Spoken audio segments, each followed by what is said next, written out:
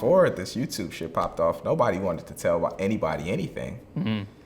Like this was the most secretive industry in the fucking world. Like, you know, being a video content creator was the most secretive shit ever. Nobody wanted to tell anybody their secrets. Nobody wanted to do tutorials on anything. And now you see Instagram tutorials, or like, you know, the split sort of posts where we have the project on top and the behind the scenes at the bottom. That shit is the most popular thing on Instagram. Yeah, it sparks inspiration, right? Like, just to give an idea, or be like, yo, it really didn't take that much to do this, and it just inspires people. That's crazy to think about that shit. And for you, what were you doing before, you know, the access to YouTube? Like, how did you find yourself learning?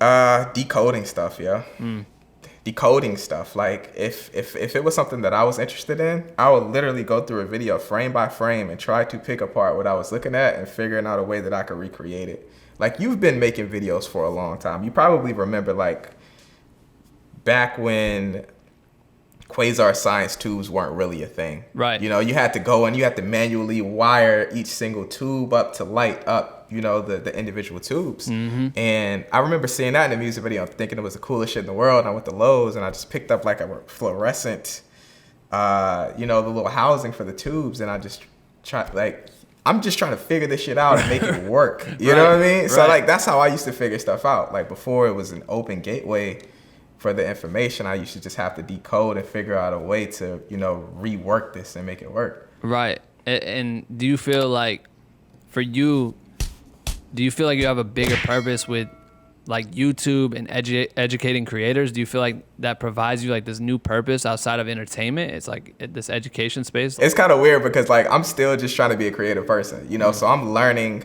The only difference with me and probably somebody who doesn't get on YouTube is that they don't document the process of them learning something, you know?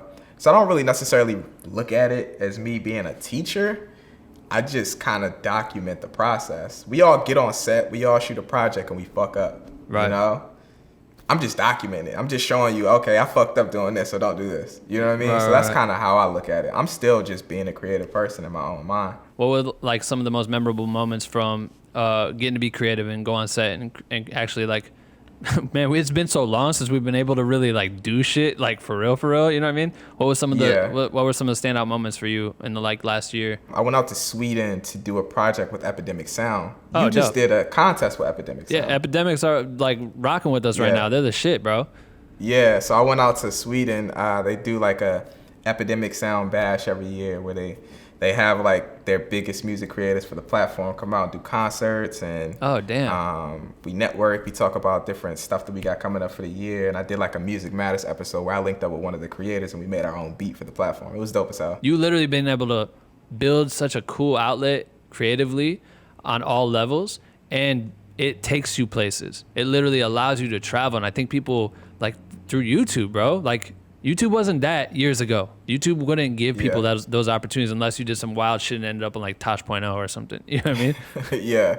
Yeah, for sure. And I mean, I just moved to Atlanta like last year. So, oh shit. All the stuff that I'm talking about as far as like moments that I vividly remember were me from Virginia. Yeah. Like you don't have to live in a central hub to make shit happen. You don't have to be a master in your field to make shit happen. You know what I mean? Like, I'm some random ass guy with a camera who fucking makes videos, you know? Yeah. And I feel like a portion of the spark that I've gotten from creating the audiences but come from me being relatable, you know?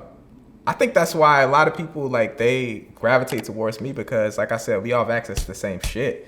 You see me with the same camera, the same equipment that you have, and I'm doing creative shit with it. It makes it seem possible for you to do it. Thanks for listening to this clip. Make sure to listen to the full interview, which is available on Apple Podcasts, Spotify, YouTube, and wherever else you listen to podcasts. Hit the subscribe button for more highlights and join our Black with No Cream private community for creators. Links in the description.